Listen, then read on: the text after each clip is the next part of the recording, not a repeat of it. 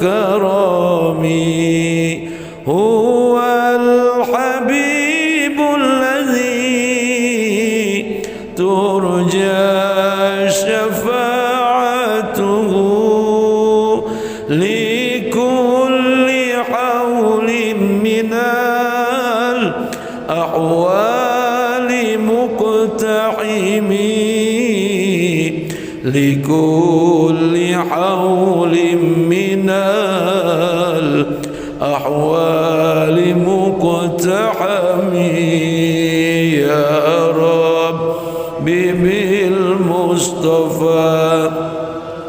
بلغ مقاصدنا واغفر لنا ما مضى يا واسع الكرم اللهم صل وسلم وبارك عليه Subhanal munaffisi an kulli madyun subhanal mufarriji an kulli mahzun subhana man ja'ala khazainuhu bainal kafi wan nun subhanahu iza qada amran fa innama yaqulu lahu kun fayakun Allahumma innaka ja'alta yasin shifa liman qara'aha wa liman quriyat alaihi alfa shifa'in wa alfa dawa'in wa alfa barakatin wa alfa rahmatin wa alfa ni'mah Allahumma salli wa sallim wa barik ala sayyidina wa habibina wa syafina wa maulana Muhammad wa ala alihi wa sahbihi wa man tabi'ahu bi ihsan ila yaumiddin amma ba'du. Yang saya muliakan dan sama-sama kita hormati Al-Mukarram Al-Ustaz Firman selaku Ketua Dewan Kemakmuran Masjid Al-Maghfirah beserta seluruh jajaran pengurus beserta para imam, muazzin dan bilal serta marbot beserta seluruh para asatiz, para bapak-bapak haji, bapak-bapak saudara-saudara jamaah setia salat subuh berjamaah serta kuliah subuh. Mudah-mudahan kita semua diberikan oleh Allah Ta'ala sehat walafiat, berkah, selamat, panjang umur, banyak rezeki, senantiasa diistiqomahkan dalam ibadah, diistiqomahkan dalam kebaikan, amin ya rabbal alamin. Dan mudah-mudahan keluarga kita Allah jadikan keluarga yang sakinah, mawaddah, warahmah. Semuanya mereka soleh dan solehah, senantiasa taat ibadah kepada Allah Subhanahu wa ta'ala.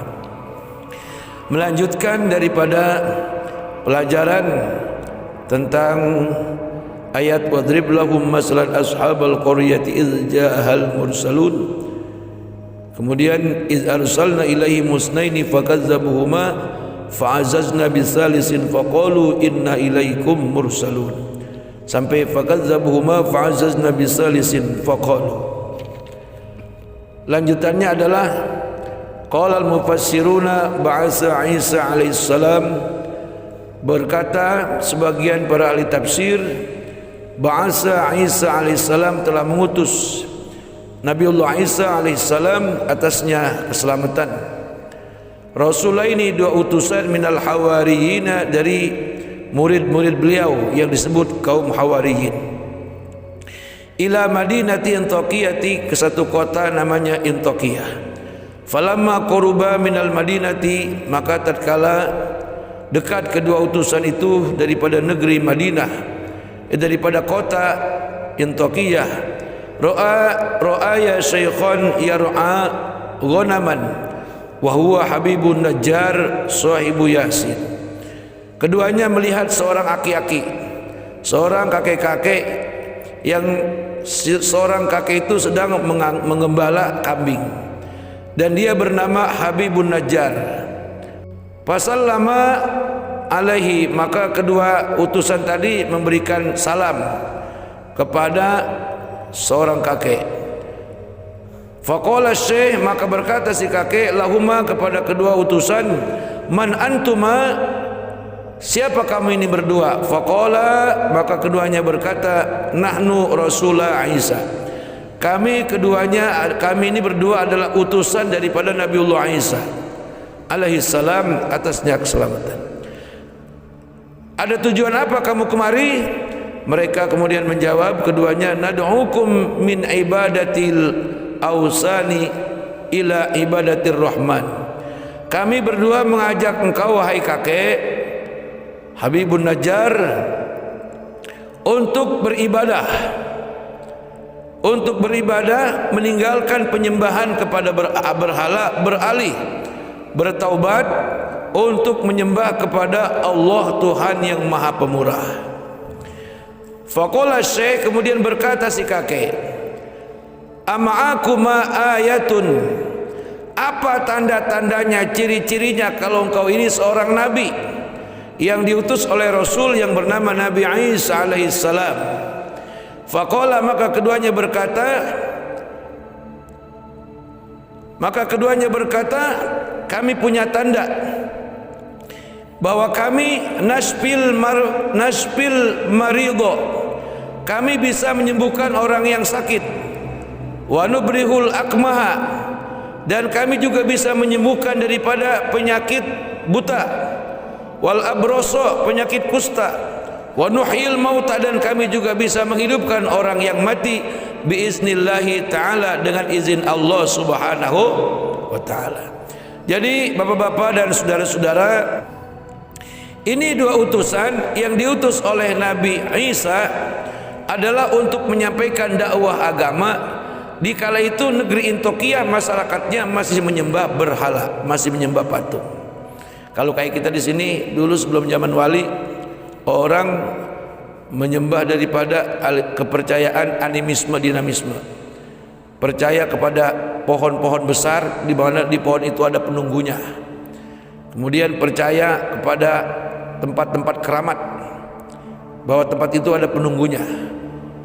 Jadi sebelum zaman wali itu sudah lebih dulu datang daripada agama Hindu, agama Buddha. Peninggalannya seperti kayak Candi Borobudur, Candi Prambanan, Candi Mendut, dan candi-candi yang lain. Kemudian datang daripada Wali Songo untuk menyampaikan ajaran yang bernama Islam, yang mereka diperintah untuk melakukan sekaten. Itu sekaten kalau bahasa kitanya mengucap dua kalimat syahadat. Artinya sekaten itu syahadatain. Jadi ada satu namanya gapura yang dibikin oleh Wali Songo. Siapa orang yang melewati gapura itu, dia akan diampunkan dosanya. Kemudian keduanya mengadakan sekaten, yaitu persaksian bersama alias mengucap dua kalimat syahadat. Jadi dari zaman Nabi Isa sampai zaman Nabi Muhammad sampai zaman para wali, semua manusia ketika mereka tidak ada yang memberikan pengetahuan, memberikan penerangan tentang ketuhanan, yang mereka sembah, yang mereka lihat, seperti mereka menyembah berhala, menyembah patung, atau menyembah pohon-pohon besar, atau juga mereka menyembah api, menyembah matahari, ataupun menyembah bulan, dan juga menyembah bintang. Ini para jamaah, saudara-saudara, ini dua utusan datang kepada seorang kakek-kakek si pengembala kambing. Rupanya ini si kakek-kakek bukan kakek-kakek sembarangan, bukan aki-aki sembarangan, aki-aki orang pinter, ya. Jadi bukan aki-aki ibaratnya kalau kayak orang bahasa Betawi tua kejemur, bukan. Ini aki-aki pinter. Ini dua utusan mengaku murid Nabi Isa. Apa tandanya? Ya, apa buktinya kalau engkau ini murid Nabi Isa? Ini keduanya nyaut, kami ini bisa menyembuhkan orang yang sakit, sakit apa saja. Jadi tandanya saya sebagai utusan Nabi Isa, muridnya Nabi Isa, nashfil maridho, kami bisa menyembuhkan orang yang sakit. Terus juga kami bisa menyembuhkan orang yang buta menjadi melek. Kemudian kami juga bisa menyembuhkan orang yang penyakit lepra, penyakit kusta. Dan kami juga bisa menghidupkan orang yang sudah mati, dikubur beberapa tahun, bisa dihidupkan lagi. Itu semua kami lakukan atas izin Allah subhanahu wa ta'ala.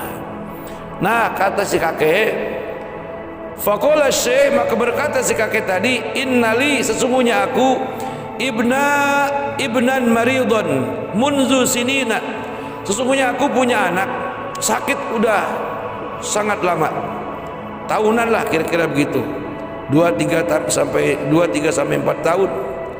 Qala, Lalu berkata ini keduanya, lahu intoliki bina hatta natlu'a ala halihi.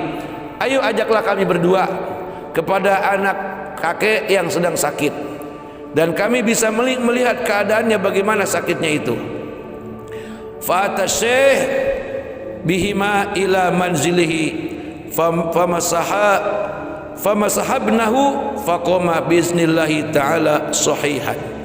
Maka sampailah si kakek dengan kedua utusan daripada muridnya Nabi Isa ke rumah anaknya, ke rumahnya. Maka lalu keduanya utusan menemui si anak yang sedang sakit tadi. Rupanya ini bocah sakitnya lumpuh, udah bertahun-tahun kagak bisa jalan alias gempor. Lalu kemudian ini si kedua utusan, salah satu di antara keduanya mengusap daripada kakinya nih, kaki si anak aki-aki tadi yang lagi sakit itu. Tiba-tiba secara ajaib diusap ini kaki si bocah, si anak yang lumpuh tadi. Lalu tiba-tiba faqoma, lalu kemudian bisa berdiri biiznillahi ta'ala, dengan izin Allah subhanahu wa ta'ala, sahihan, dari penyakit lumpuhnya kemudian menjadi sembuh. Para jamaah dan saudara-saudara hadirin yang dirahmati Allah subhanahu wa ta'ala, jadi masing-masing nabi punya mukjizat. Kemudian ada mukjizat, ada karomah, ada maunah. Jadi mukjizat diberikan oleh Allah kepada para nabi dan rasul. Karomah diberikan oleh para sahabat, para wali. Maunah diberikan oleh orang biasa yang mereka punya punya kebiasaan khusus. Puasa Daud misalnya, atau sering zikir baca selawat setiap hari 1000, atau enggak pernah libur bangun malam. Itu nanti akan mendatangkan maunah. Apa itu maunah? Pertolongan Allah yang datang secara tiba-tiba, tidak bisa direncanakan. Ya, itu namanya maunah. Contoh, ketika terjadi kecelakaan nih, yang menurut pandangan orang harusnya mati, orang dilindas mobil ke motor-motornya, tahu-tahu orangnya selamat, cuman benjol doang dikit.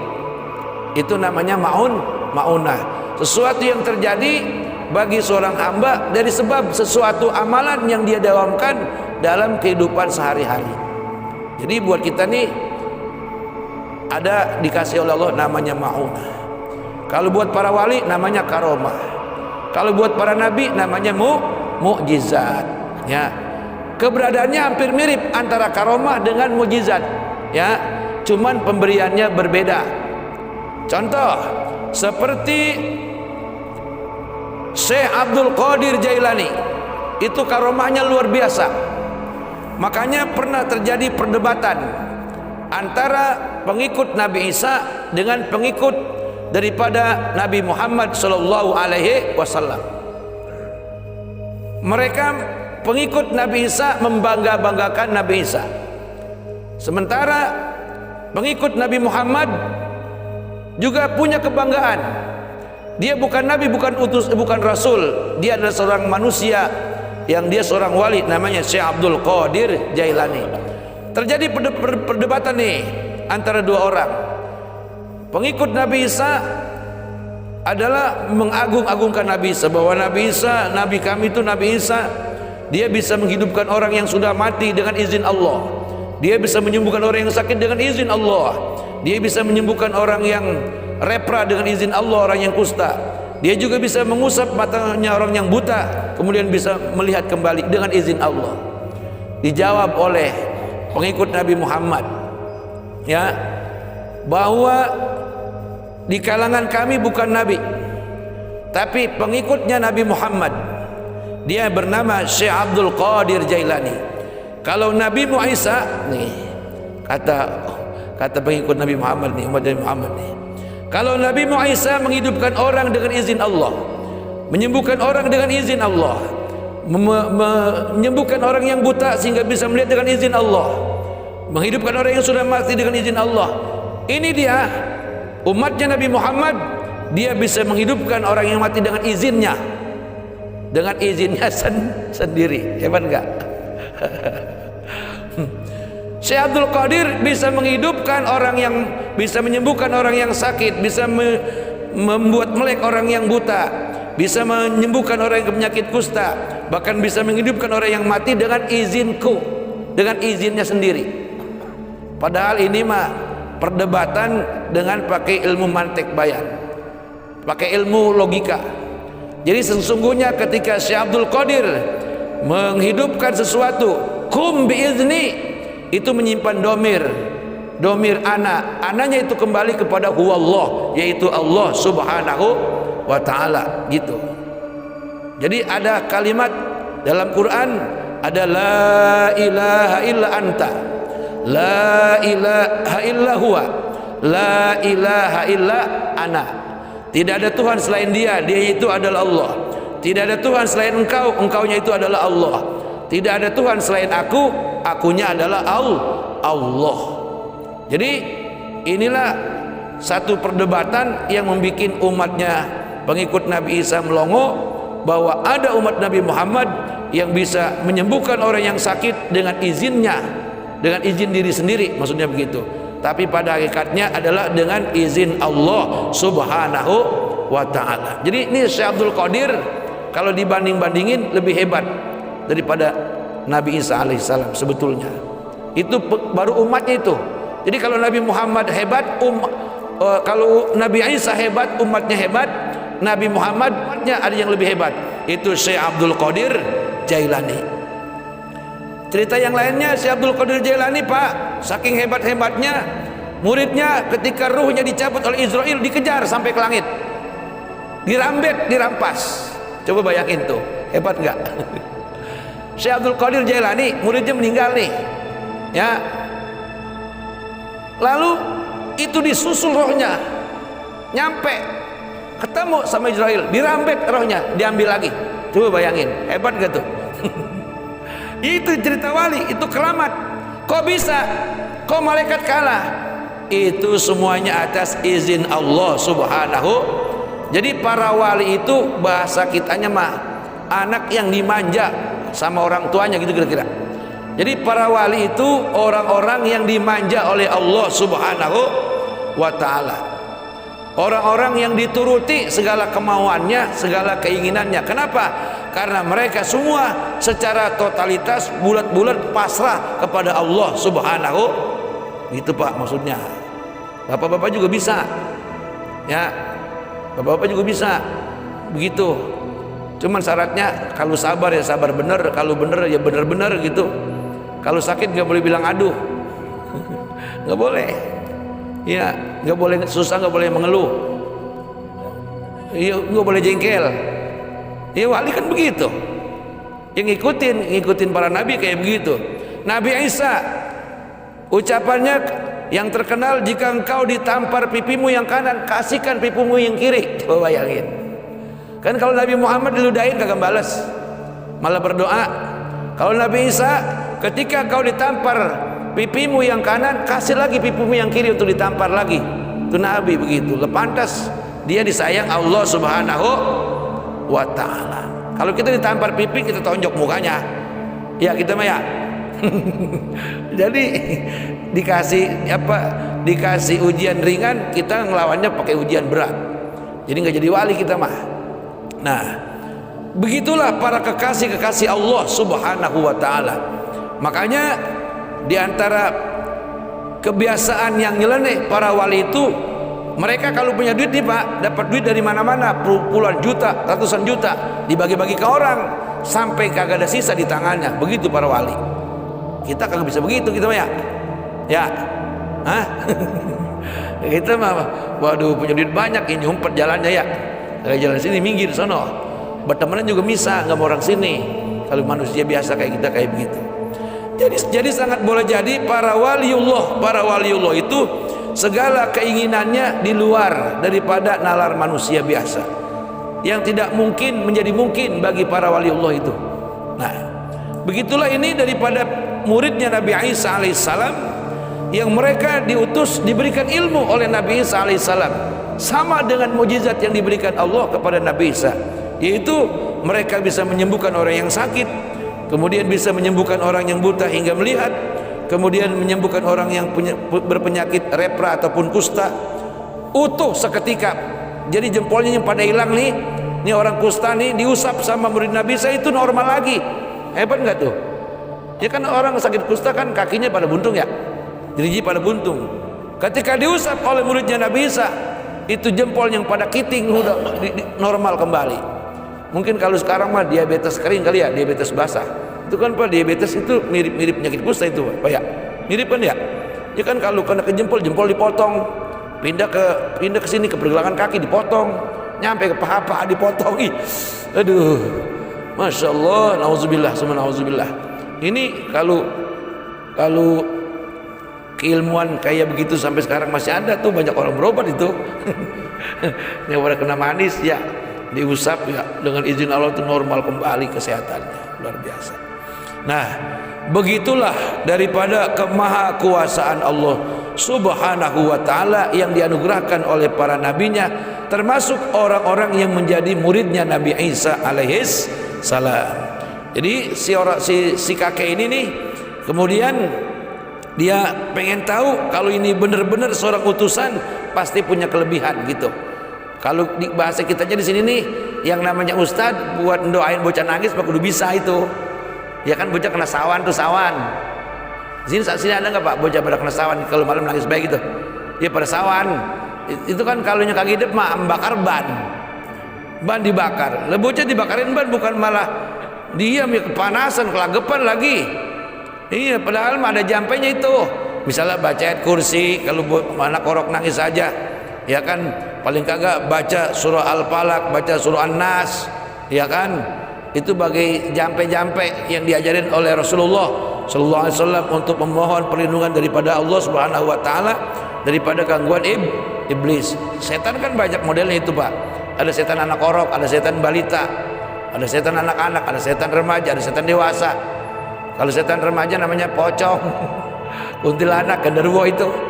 Setan bocah namanya tuyul. Itu sengaja emang digodain tuh anak kita. Makanya kita sebagai orang tua aja perlu bisa jampe. Apa itu jampe? Sesuatu yang diwirid dalam keseharian. Misalnya Bapak ngewirid selawat misalnya, terus rutin, itu nanti bisa jadi mauna tuh selawat. Misalnya kita rutin wirid selawat nih 1000 setiap hari. Nanti kalau ada yang sakit kita bacain itu selawat, misalnya 10 kali atau 11 kali. Kita minta kepada Allah dengan keberkahan selawat, bisa jadi tuh yang sakit bisa jadi sembuh. Itu maksudnya. Jadi kita nih orang-orang yang tukang ibadah kudu punya jampe-jampe, kudu punya doa-doa, ya paling kagak buat doain keluarga kita begitu. Jadi kalau ada bocah nangis agak ribet nyari orang, ya kalau ada ngapa-ngapa kesurupan gak usah ribet-ribet, gak usah pakai dipencet-pencet. Siapa ini, nama siapa lu? Siapa ini? Itu ya dengan doa-doa yang kita baca, dengan keyakinan, yang penting dengan yakin kita bisa untuk ngobatin, ya, dengan wiridan yang kita punya, bacaan yang kita bisa, insya Allah.